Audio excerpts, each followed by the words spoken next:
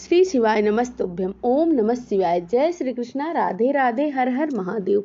ओम नमो भगवते वासुदेवाय नमः। जय श्रीमन नारायण। दोस्तों आइए आज आप सब जानेंगे वर्ष 2025 अश्विनी मास कृष्ण पक्ष में संकष्टी चतुर्थी का व्रत कब धारण किया जाएगा।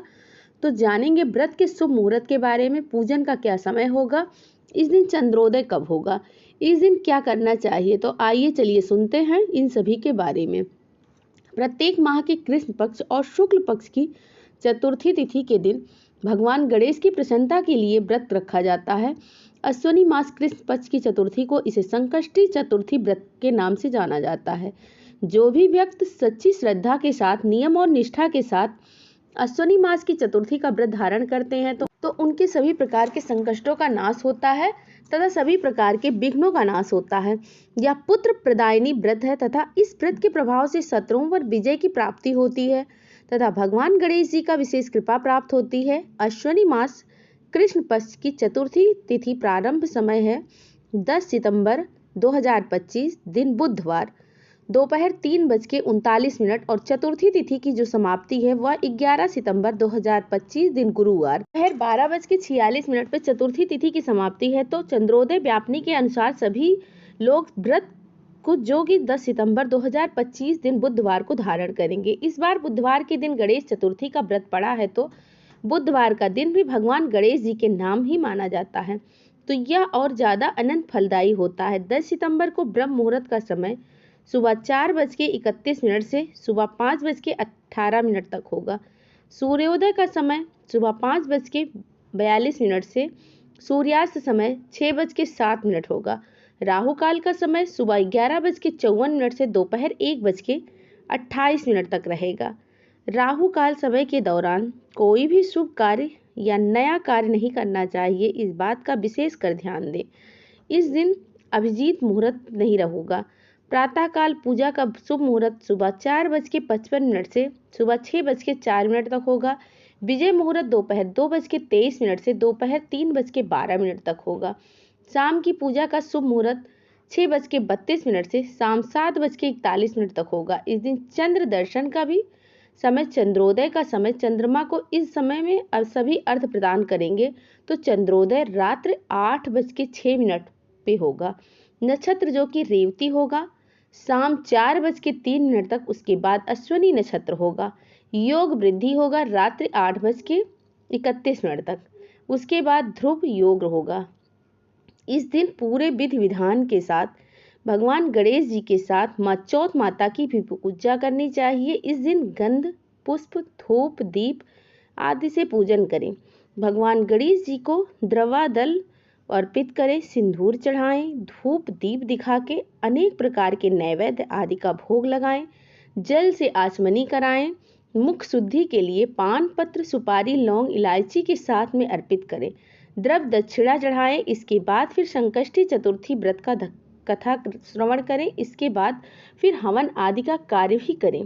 कथा के अनुसार हवन के लिए इस दिन हल्दी धूप का हवन करने से सप्त वाली पृथ्वी का राज प्राप्त होता है, ऐसा कहा जाता है। तो हवन आदि का कार्य करके भगवान की आरती करें, पुष्पांजलि करें, फिर क्षमा प्रार्थना करें। इस प्रकार से पूजन आदि का कार्य करके उसके बाद फिर चंद्रदेव को कच्चे दूध या जल का अर्घ प्रदान करना चाहिए। इसके बाद यह व्रत पूर्ण माना जाता है। व्रत का जो कि दिन रात्रि उपवास रहते हैं धारण करना चाहिए। जो उपवास नहीं रह पाते हैं, जिनका स्वास्थ्य सही नहीं हो, एक समय फलाहार ग्रहण करके व्रत धारण करना चाहिए। इस व्रत में जो कि अन्न ग्रहण नहीं करना चाहिए। आइए सुनते हैं गणेश चतुर्थी व्रत कथा। प्रेम से बोलिए गणेश भगवान की जय हो, चौथ माता की जय हो। युधिष्ठिर ने पूछा, हे कृष्ण, मैंने सुना है कि अश्विनी कृष्ण चतुर्थी को संकष्टा चतुर्थी कहते हैं। इस दिन किस किस भांति गणेश की पूजा करनी चाहिए? हे जगदीश्वर, आप कृपा करके मुझे विस्तार पूर्वक कहिए।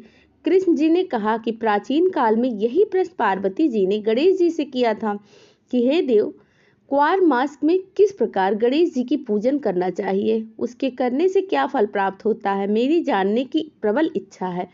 यह सुनकर हंसते हुए गणेश जी ने कहा, हे माँ शैलपुत्री, सिद्धि की कामना रखने वाले व्यक्ति को चाहिए कि अश्विनी मास में कृष्ण नामक गणेश जी की पूजा पूर्वोक्त विधि से करे।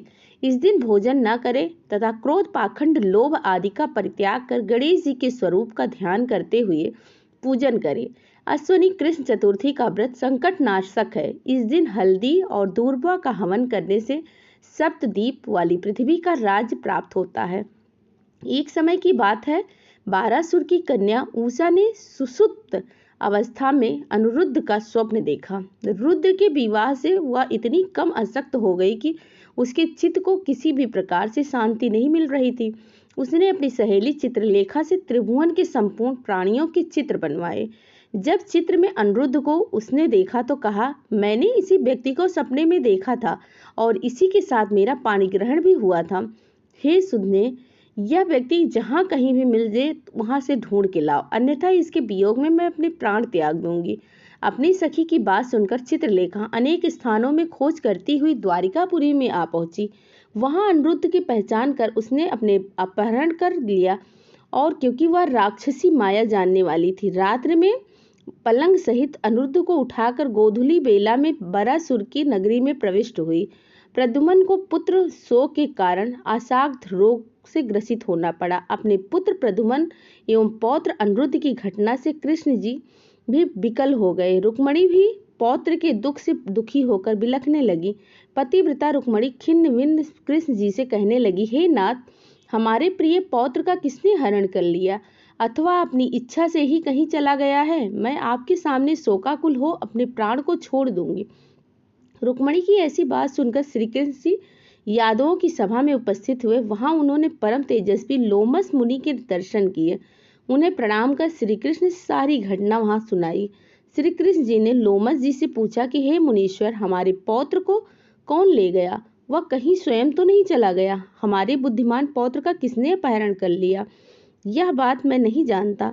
उसकी माता पुत्र वियोग के कारण बहुत दुखी है। कृष्ण जी की बात सुनकर लोमस मुनि ने कहा, हे कृष्ण, वरासुर की कन्या उषा की सहेली चित्रलेखा ने आपके पौत्र का हरण किया है और उसे वरासुर के महल में छिपा कर रखा है। यह बात नारद जी ने बताई है। आप अश्विनी मास की कृष्ण चतुर्थी संकष्टा का अनुष्ठान कीजिए। इस व्रत के करने से आपका पौत्र अवश्य ही आ जाएगा। ऐसा कहकर मुनिवर वहां वन को चले गए। उन्होंने संकटा व्रत के करने का उपदेश दिया। श्री कृष्ण जी ने लोमस ऋषि के कथन अनुसार व्रत किया। हे देवी, इस व्रत के प्रभाव से उन्होंने अपने शत्रु वरासुर को पराजित कर लिया। यद्यपि उस भीषण युद्ध में मेरे पिता शिव जी ने वरासुर की बड़ी रक्षा की, फिर भी वह परास्त हुआ। भगवान कृष्ण ने कुपित होकर वरासुर को सहस्त्र भुजाओं को काट डाला। ऐसी सफलता मिलने का कारण व्रत का प्रभाव ही था। श्री गणेश जी की प्रसन्न करने के संपूर्ण विघ्नों के शमन करने के लिए इस व्रत को समान दूसरा कोई व्रत नहीं है। विश्व भ्रमण और तीर्थ भ्रमण के निमित्त इससे बढ़कर शुभदायक व्रत दूसरा नहीं है। श्री कृष्ण जी ने कहा कि हे राजन, संपूर्ण विपत्तियों के विनार्थ इस व्रत को अवश्य ही धारण करना चाहिए। इसके प्रभाव से शत्रुओं पर आप विजय लाभ करेंगे तथा राज्य अधिकारी होंगे। इस व्रत के महात्म्य का वर्णन बड़े बड़े विद्वान भी नहीं कर सकते। हे प्रताप तनय, मैंने इसका स्वयं अनुभव किया है। यह मैं आपसे सत्य कह रहा हूँ। गणेश जी महाराज, आप अपने सभी भक्तों पर अपनी कृपा ऐसे ही बनाए रखना। ओम गण गणपते नमो नमः। ओम सिद्धि विनायक नमो नमः।